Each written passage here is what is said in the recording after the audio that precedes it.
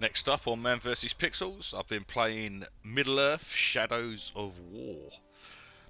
Middle-earth: Shadows of War is an open-world character action game from 2017, developed by Monolith, released published by Warner Brothers, and it's currently retailing at the price of $34.99 unless you see it on sale. And I think I picked it up when it was on a sale, so it does get discounted, so look out for it. So let's get into it. This is a direct sequel to the 2014 Shadows of Mordor.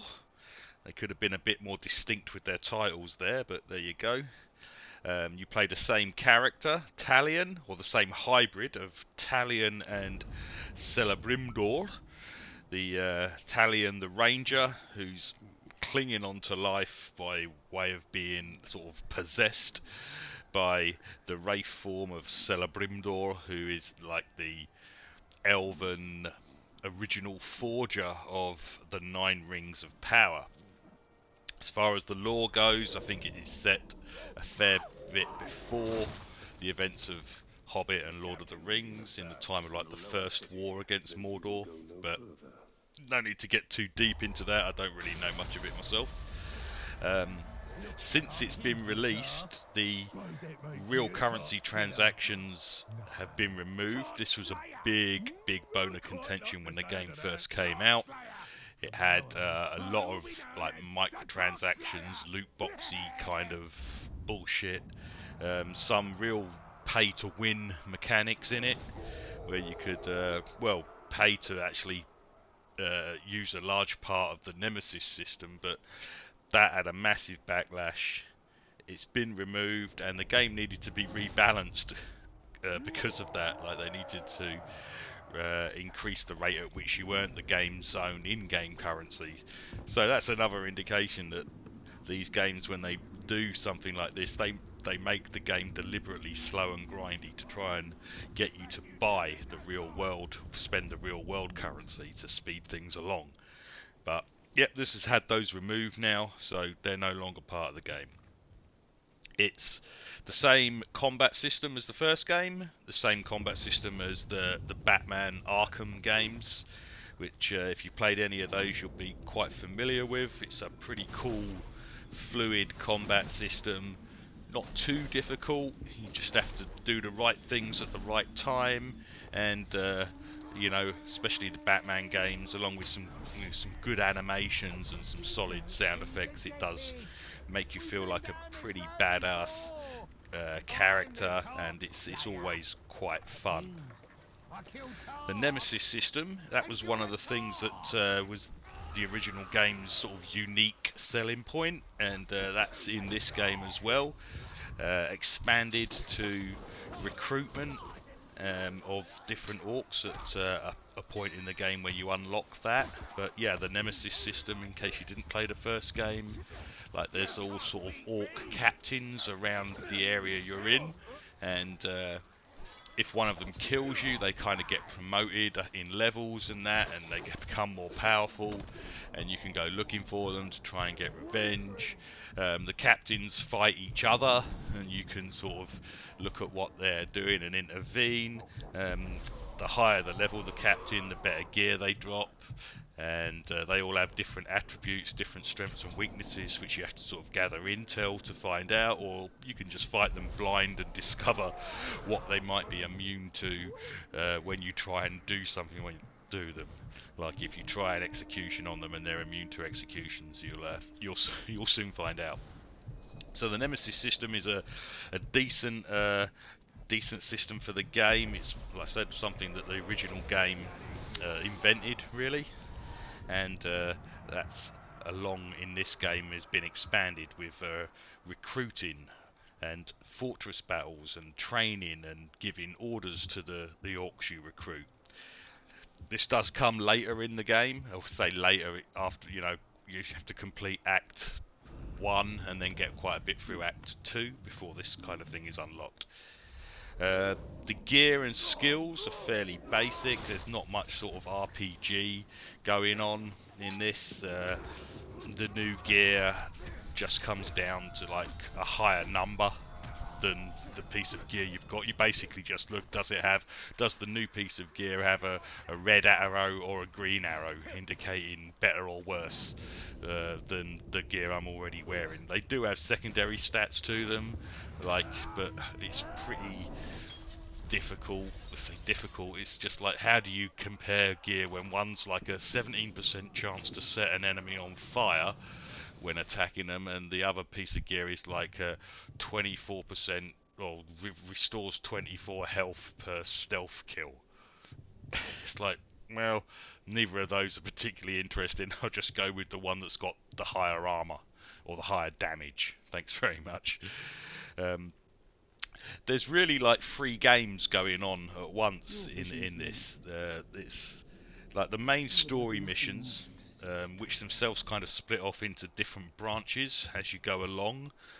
And there's the Nemesis system of hunting captains for recruitment or better gear, and then the sort of follower management system of like training your followers or recruiting them, training them, giving them orders to go out and kill other captains, and upgrading your fortress for battles and defences. So, like three sort of things going on. The main fun thing, is the combat system, without doubt.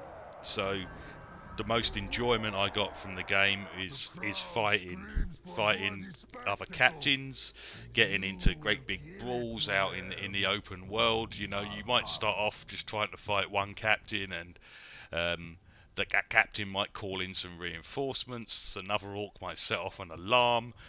You might have to run away a little bit because you're getting overwhelmed, and then you run into another pack, and before you know it, you might have 20 or 30 orcs chasing after you. So you can get into some really big, epic brawls, which you kind of have to manage. You can't just stand there in the middle of it. You do have to sort of maybe climb up a tower or something, and then sort of take a breather, and then let things calm down a bit and try and get back into stealth to pick a few off. But yeah, you can have some pretty good fun with the combat system out in the open world. In the missions, it's alright as well. You usually start a mission, it's usually a bit of a set intro, and then you do end up fighting, so yeah, you get some combat there as well. But yeah, the main fun was definitely in the combat system in the open world. There are some online features. You got these online vendettas, which are, you know, in theory they're cool. I mean, in the premise is cool. You get like a mission, a prompt to start a mission when you get to the location, and it's basically you have to go and you're joining another player's game, it says, to kill the orc or the captain or whatever that killed them. So you're avenging another player. Sounds cool and everything, but really, there's nothing really to say it's online. It says you're joining another player's world, but when it happens, it's like, really, are you? There's nothing to show that you are, apart from like you've left your game world and you've joined a world that's in a different state than yours, but it's, it might as well just be another mission. It's not like you see the other player running round, or the other player can chat to you or anything. Or, well, I think they can voice chat, but it's not like there's a text chat or anything. There's definitely a voice option in the thing, but I never heard anyone. So there's nothing really to say it's an online component. It just tells you it is, but you would never know it.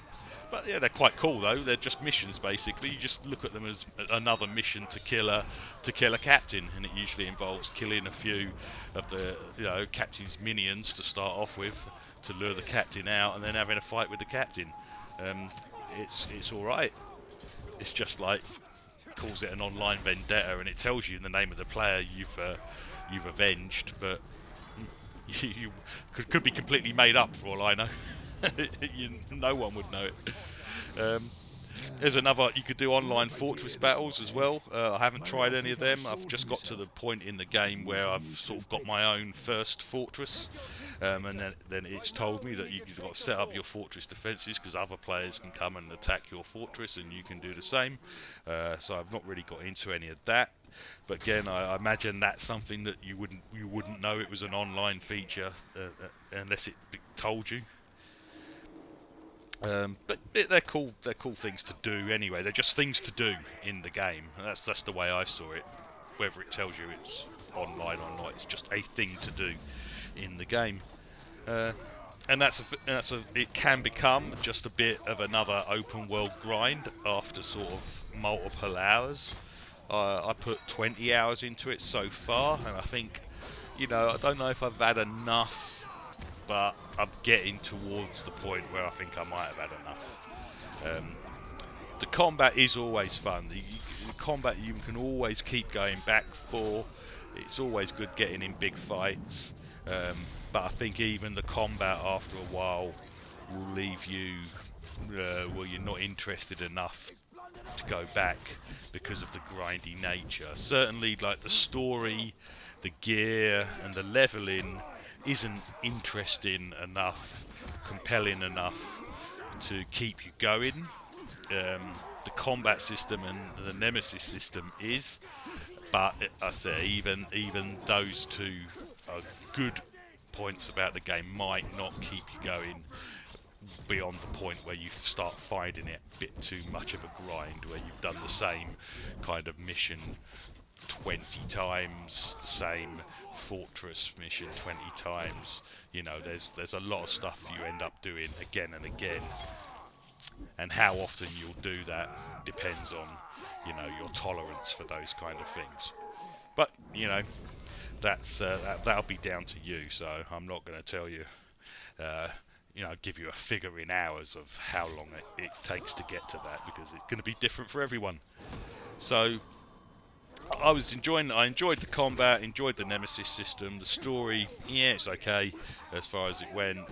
The environments are alright, bit drab, bit browny, greeny, orcish sort of environments, but they try to sort of spice things up with a few different places as well. And like I say, I haven't seen everything. I've completed like the first sort of first 2 or 3 regions from 20 hours played. So yeah, I think there's still plenty more of the game to do, but I think I might have, like I say, I might be getting to the point where I've had enough. So that was Middle Earth: Shadows of War. Thanks for watching.